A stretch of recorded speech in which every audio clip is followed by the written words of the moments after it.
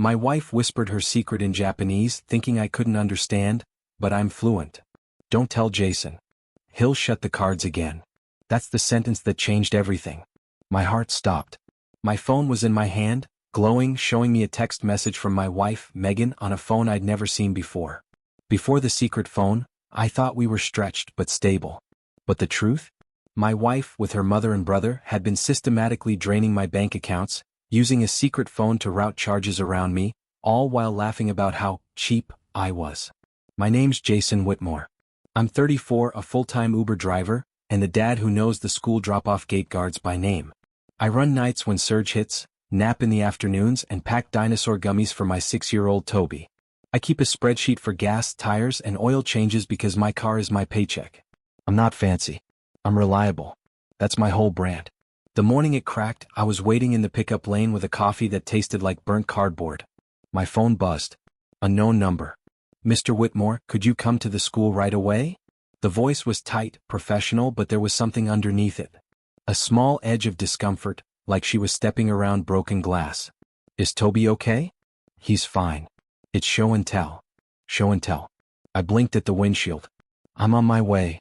10 minutes later, I'm in a tiny classroom with paper suns on the walls. Toby sits on the rug, legs crisscross, proudly holding up a pink phone with glitter stickers on the case. A phone I've never seen. This is Mommy's secret phone, he announces to 20 children and 2 stunned adults. It's for when she talks to Grandma so Daddy won't get sad. My chest goes hollow. The teacher clears her throat. Toby, sweetie, let's put the phone away. She looks at me. We found it in his backpack. I kneel. But where'd you get that? Mommy said, keep it safe. She said, if Daddy finds it, he'll get mad and stop giving Uncle Kyle money. I freeze. The teacher pretends to reorganize crayons. My ears ring. Mr. Whitmore, she says softly. Maybe take the phone. We can reschedule show and tell. I slide the phone into my pocket, thank the teacher, kiss Toby's head, and walk to the parking lot on autopilot. My hands shake as I press the power button. The lock screen is a selfie of my wife Megan with our son. Cute. Normal. But the notification banners aren't normal. Mom, Denise, rent due. Kyle's car got booted. Tell Jason the family fund covers it. Kyle, tap me $600 or I'll lose the job. Use the blue card. Mag, delete messages. I stand there hearing Toby's words again. Mommy's secret phone. Talk to Grandma so Daddy won't get sad. The sun feels too bright. The asphalt smells like hot pennies. I've been the guy who says yes. Gas money for Megan's mom. Just this once. Groceries when Kyle's between gigs. But a secret phone set up to go around me? That's a new shape of betrayal. I don't call Megan. I don't call Denise. I sit in the driver's seat. Engine off. And stare at the glittered case. My pulse is a loud, steady drum. I open the messages. The first thread I tap starts with a sentence that changes everything. Don't tell Jason. He'll shut the cards again. And suddenly I'm wide awake. Before the secret phone, I thought we were stretched but stable. I drove nights. Megan worked days at a salon. We high-fived at the door and passed the kid like a baton. We had a plan. Pay off the last $3,200 on a credit card. Build a cushion. Maybe take Toby to the beach next summer. Nothing fancy. Just not drowning. The history, though, the real background goes like this. Megan's mom, Denise, believes money is a group project. And by group, she means me. She says things like, we're family, Jason. Whenever her car needs tires. Kyle, her 30-year-old son, is the type who almost had a deal every week. Crypto once, then sneakers, then a mobile detailing empire that was just a vacuum and an Instagram. I used to push back. Megan would get that tight look. They're my family. I'm your family too. I know. I'm just asking for help this month. A lot of months turned into years. I told myself it was temporary. I told myself I was being kind. I told myself it would come back around. It never did. I tried rules. No cash. Groceries only, gas only. They found the edges and pressed. Just put the bill in your name for a minute. Can you co-sign? It's just for the deposit. We'll Venmo you Friday. Fridays came and went. 2 winters ago the real mess started. My Corolla needed a new transmission. I took a week off Uber, ate noodles, sold old speakers. Kyle crashed on our couch for a couple nights. When I got back on the road, my glove box was light. The gas card was gone. Kyle, I said, holding up the empty slot. He shrugged. Oh, I borrowed it. Family card, right? It's not a family card. Megan stepped between us. Jason, he had a job interview. He said he'd fill it tomorrow. Tomorrow never came. I canceled the card and set alerts. For a while that worked. Then tiny charges slipped through on the other card. $12.99 here, $1.99 there. When I asked Megan, she'd say dismissive stuff like, "It's a subscription we needed." Needed what? I was too tired most nights to fight. The secret phone shows me I should have fought. I sit in the car outside the school and scroll. The threads aren't one-offs. They're a whole side. Denise, tell him Toby needs new shoes. He'll say yes faster. Megan, he's on a bad night shift. Serge was weak. Try Sunday.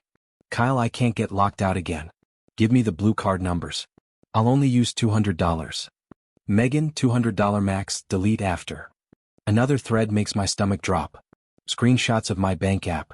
Username. Partial password hints. Security answers that only Megan would know. Me, why do you have my login saved on this? I say it out loud to an empty car like the phone is going to answer. There are photos too. My debit card, both sides, next to Toby's Lego dragon. A note under it. Going to pay mom's rent. He won't notice until Monday. I scroll back months. Rent. To fees. A bail bond fee for someone named Jace's friend, which, fun twist, is not me. The amounts aren't huge singly. $80, $140, $300. But when I tally them in my head, it's thousands. My thousands. Uber nights, oil changes, tires, hours. I didn't tuck my son in because I was chasing Serge. The worst part isn't even the money. It's the tone. Denise, he should be grateful he has a family to help. My generation had husbands who did their duty. Megan, he gets weird about money. He thinks everything's a spreadsheet. Kyle, tell him it's for Toby. He melts when you say it's for the kid. I sit there and feel this cold thing spread through my chest. I'm not a man to dramatize. I change oil at 5,000 miles and buy brake pads on sale. But right then, I understand what betrayal feels like in the body. It's quiet and heavy. I try to give Megan the benefit of the doubt. I scroll for one message from her that says no. I find some, but they're thin. Not now. He'll notice. Ask next week. It gets darker. There's a chat labeled, Salon Girls. In it, Megan jokes about the driver, like I'm the help. A coworker. Girl, you better keep that second phone charged. Men freak when you touch their money. Megan, he's not mean about it. Just cheap. I swear he loves that car more than me. I lock the phone and lean my head against the steering wheel. Okay. The cheap guy who paid Denise's dentist. The cheap guy who resurfaced Kyle's brake rotors on a Saturday because a real shop overcharges. The cheap guy who lined every school fundraiser envelope with $20 bucks. My own phone buzzes. Megan. I answer. Hey. Her voice is bright. Hey, you grab Toby? Yeah, cool. I'm slammed. Can you do pickup and maybe throw 20 on Kyle's Cash App? His boss is, no. Silence. No what? No more money. She laughs like I told a bad joke. Jason, it's just, I have your other phone. More silence. Then a sharp inhale. Where did you? Toby brought it to show and tell. She says nothing for a beat. I can hear salon dryers in the background. A coworker laughs at something. Megan's voice drops. Jason, don't go through that. I already did. Her tone flips to defensive fast. You're invading my privacy. It's my money. It's our kid. It's my cards. You always make it about you. She snaps. This is why I didn't tell you. Mom needed help. Kyle needed help. Families help each other. I've been helping for years. Not enough, she says, and she actually sounds offended. You act like you're a saint because you drive people around. You're not the only one who works. There it is. She hangs up before I can answer. My hands are steady now. The ringing in my ears fades into a plan-shaped quiet. I pick up Toby, make him a peanut butter sandwich, set him up with a cartoon, and sit at the table with both phones. I start writing down dates, amounts, names, screenshots. I export bank statements. I pull Cash App histories and Zelle receipts. I lay out a map of the drain. By dinner, I know the total. $7,940 in 8 months. Not counting the transmission winter, not counting the gas card saga. Just 8 months of slow bleeds. And it's only, and we'll pay you back Friday. At 8 p.m. there's a bang on the door. It's Denise. She doesn't say hello. Give Megan her phone, she orders, pushing past me like it's her house. Hi, Denise. She's hysterical at work. You had no right. That phone is private. I hold it up. This is a financial device. She rolls her eyes. You always think you're a banker because you write things down. Behind her shoulder, Kyle lurks in a hoodie, eyes sliding around my living room like he's shopping. Mom, he says, ask him about the $600. My boss, I say. Not your mom. Not your boss. Not your $600. Denise plants her hands on her hips. Jason, if you withhold funds from family, that's abuse. I laugh. It's not a nice sound. Abuse? You heard me. Men who control money control their wives. I won't let you do that to my daughter. I look at Toby peeking around the hallway corner. I keep my voice flat. Get out of my house. Denise's mouth opens and closes like a goldfish. Excuse me. Out. We'll talk tomorrow. Kyle mutters something about ungrateful. I shut the door on both of them and stand straight for the first time in months. My heart is calm. My next steps are not complicated. Tomorrow I'm done being a wallet with feet. The confrontation happens in the worst possible place, Denise's dining room. Sunday night. Spaghetti steam fogging up the window. Everyone wearing that fake polite mask families put on right before they start yelling. She demanded we come to discuss budget like adults. I said yes because I wanted witnesses. Megan sits at the end of the table, arms crossed, jaw tight. Denise pours herself wine like it's holy water. Kyle is already spinning his keychain. Denise starts. Jason, you've created a hostile environment around money. I set a folder on the table. Here's 8 months of transactions. Megan scoffs. You made a binder. Wow. Yep. I slide out the first page. Dates, amounts, recipients, screenshots stapled behind each line. January 14th, $180 to Denise M., labeled, gas plus groceries. January 20th, $85 to Kyle M., labeled, tools. January 27th, $300 to county clerk for Kyle M. February 3rd, $90 to Denise M., phone bill. February 11th, $400, Denise waves her hand. We don't need the play-by-play. To LVT to impound, I continue, for Kyle's Ultima. February 18th, $250 to Bail Now LLC for Jace's friend. Not me. March 1st, $120 to Lux Nails for Mom's treat. Megan slams her fork down. Okay, enough. You think reading numbers makes you right? You never understand context. The context, I say, is that I worked 63 hours last week and came home to a negative balance because my wife and her family used a secret phone to route charges around me. Denise leans forward. Don't say her family, like we're strangers. We're your family too. I look at Toby's crayon drawing on their fridge. Our 3 stick figures holding hands. The word family in wobbly letters. My throat tightens but my voice stays even. I'm setting boundaries. Kyle laughs. You? Boundaries? Yes. I slide copies of the screenshots across the table. Also, Megan, I called the bank. The blue card is closed. The debit cards are reissued. The joint account is separated pending review, effective tonight. Our household budget is for our household, not outside requests. Megan's face flushes. You can't just, I can. Denise grips her wine glass. You're punishing all of us because you're insecure about being a driver. That's small. Something clicks for me. The cheap jabs, the jokes in the salon chat, the way they say driver, like it's a demotion. I feel anger rise but it's level, not hot. I make honest money, I say. I pay for my kids' school shoes and the tires that keep strangers safe at 2 a.m. That's not small. Denise snorts. Spare us the speech. Okay, I say. Then facts. I open another sleeve. There's an attempted login to my bank at 2:13 a.m. from Denise's IP address. There's a Cash App to Kyle minutes later. There are texts on the secret phone.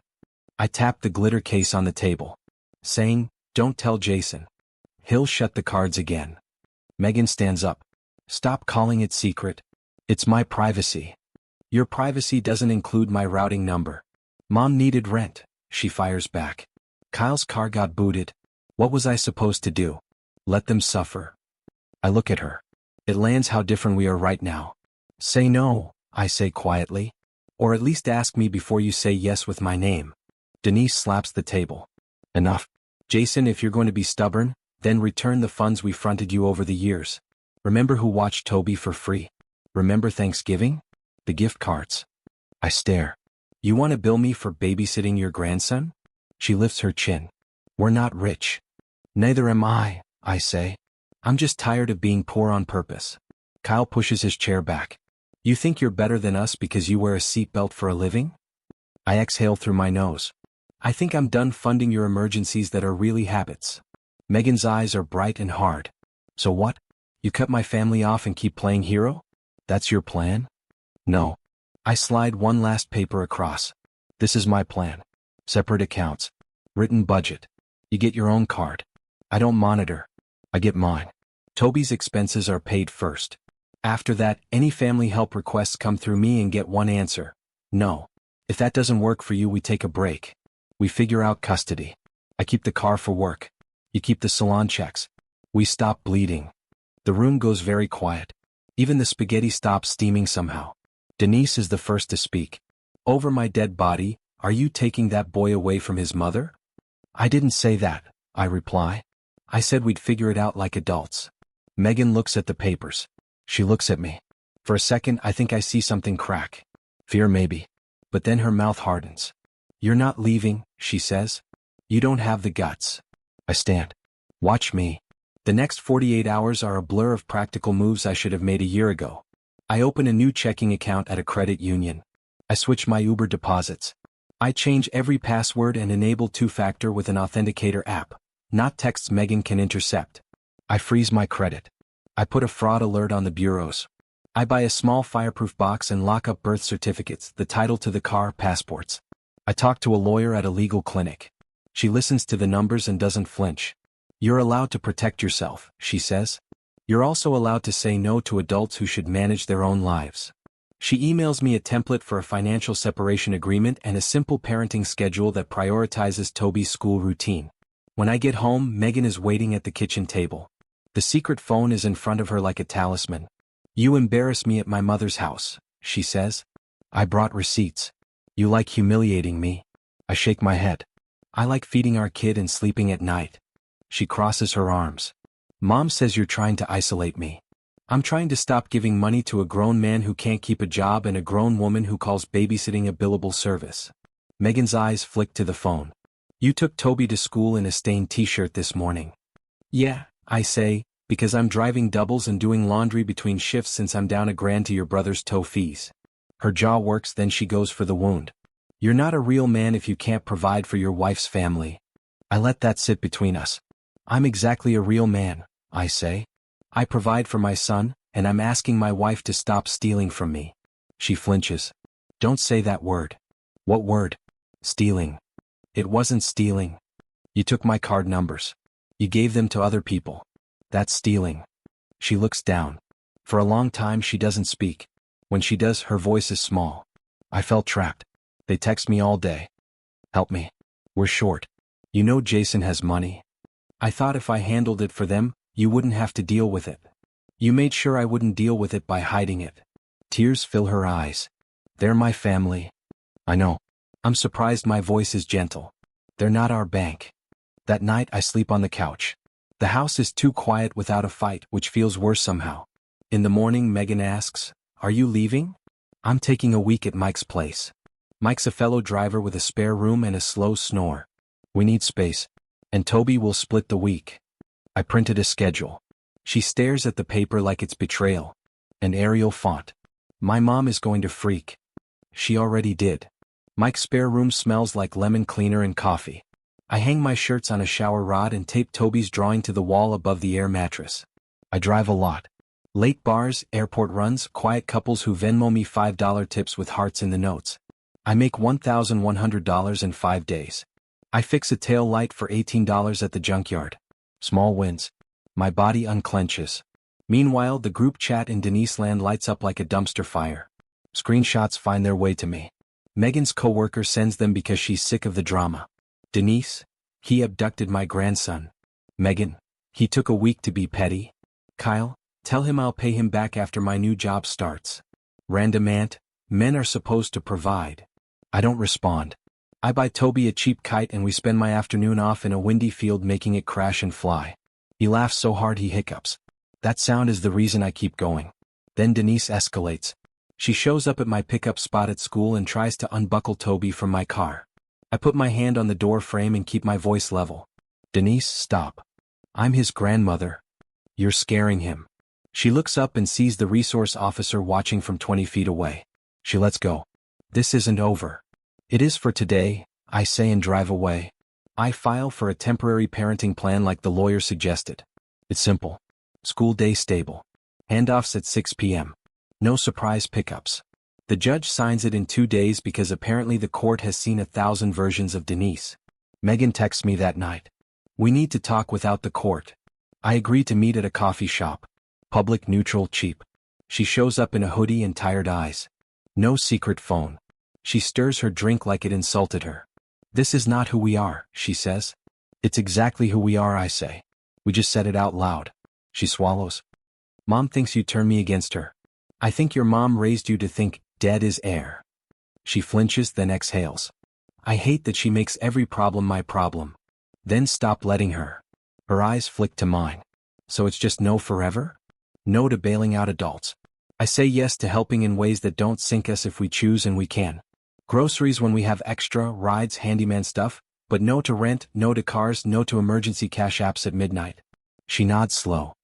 I don't know how to tell her. You don't owe her a thesis. You owe our kid a stable home. We sit with that. Then she says, the thing I had been waiting for and also dreading. I opened a card in your name.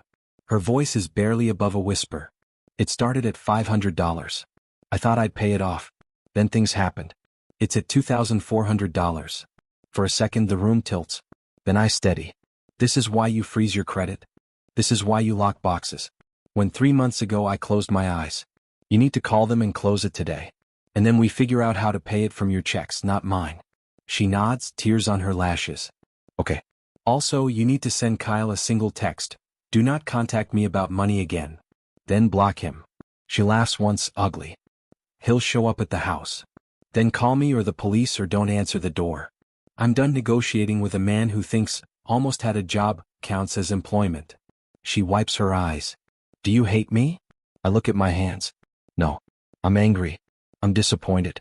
I'm also tired of living like we're one tire away from disaster because you can't say no to someone who treats you like a wallet. We leave it there. Not fixed but pointed toward grown-up weather. Denise, of course, does not go quietly. She calls everyone. She posts a long Facebook rant about modern men who weaponize spreadsheets. My aunt screenshots it back to me with 50 cry laugh emojis. Kyle texts from a new number. Broke him on $200 and I'm good. I reply with a screenshot of the parenting plan and nothing else. He calls me a name that starts with P and ends with whipped. I put his number on silent. The funniest, saddest part is watching what happens when the tap shuts off. 2 weeks in, Denise suddenly finds money for her rent by selling the antique hut she swore was priceless. Kyle discovers his boss actually pays on Fridays if he shows up on time. The emergencies shrink when they have to carry them. At the end of the month, Megan hands me a receipt. Close the card, she says. Payment plan set. It's coming out of my check. I nod. Good. She looks at me. I also blocked Mom for a week. I needed quiet. Pride creeps in unexpected. How'd it feel? Like my brain could breathe. I take a breath too. For the first time in a long time, the house isn't full of panic. It's full of normal stuff. Toby's sneakers by the door. A half-finished puzzle on the table. The hum of the fridge instead of Denise's ringtone. Megan and I aren't healed. We're nice to each other. Careful. We talk about therapy. We Google sliding scale. We set up a cash envelope labeled fun and put $20 in it like it's a sacred act. Kind of is. I'm not going to pretend this ended with a movie kiss and everyone learning a lesson. Denise still thinks I'm an ATM with an attitude problem. Kyle still texts from new numbers sometimes. And Megan still hesitates before saying no. We're human, not a spreadsheet, no matter how much I love a good self formula. But here's what changed. I stopped apologizing for having boundaries. I stopped letting we're family mean you can raid Jason's life. I stopped being a quiet man who pays and wonders why he's always angry. Last week, Toby did show and tell again. He brought the kite. He told the class, my dad made it fly when I thought it was broken. I stood in the back with the other parents, hands in my pockets, and let that sentence land where the old one used to live. Mommy's secret phone. Now it's Dad made it fly. Megan and I are still working. We meet on Tuesdays after her shift and before mine. We talk about small things. We talk about big ones too. Sometimes she says, I need you to remind me it's okay to say no. Sometimes I do. Sometimes I ask for the reminder myself because guilt is sneaky and kind people are easy targets. Denise tried one more stunt. She texted Megan, "Christmas is at my place. Everyone chips in $300.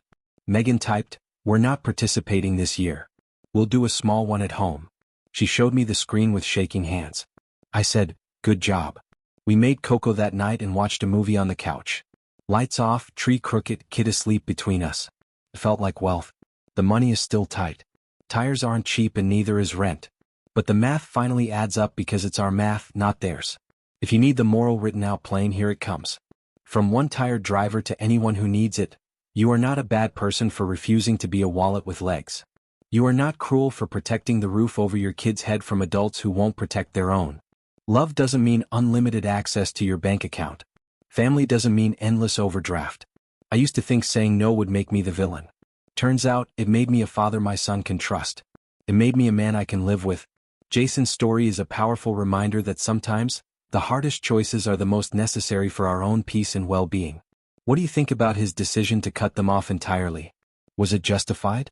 And what advice would you offer to someone struggling with similar family dynamics? Share your experiences and insights in the comments below. I'd really appreciate hearing your perspective.